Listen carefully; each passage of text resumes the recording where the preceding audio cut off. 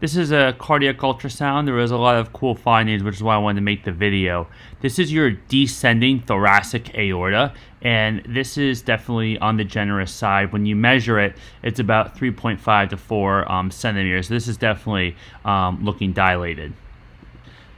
Another thing with the aorta is that the proximal aorta is huge. Now, sometimes you do see something that looks like this, where you're off axis and you can see the right atrium entering the right ventricle, and you're catching the tricuspid valve, and sometimes that would look like a false positive dilated proximal aorta, but in this case, this is definitely the aortic outflow tract, and this is a very large proximal thoracic ascending aneurysm, so that's definitely a cool finding.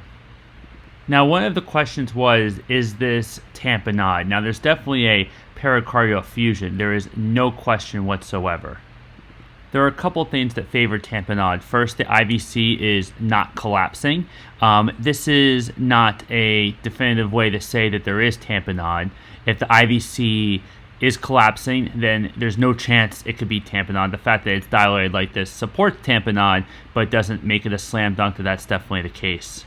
You watch the video and the RV does seem pretty small, but then the question is it small because it's tamponade or because the patient is volume depleted?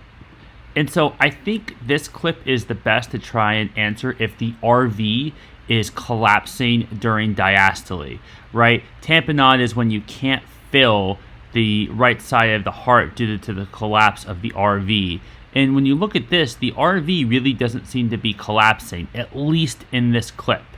And if you play it, it's hard to tell in real time when it's if it's collapsing during diastole, which is why me as the reviewer, I can pause it, and it really does appear to be filling appropriately.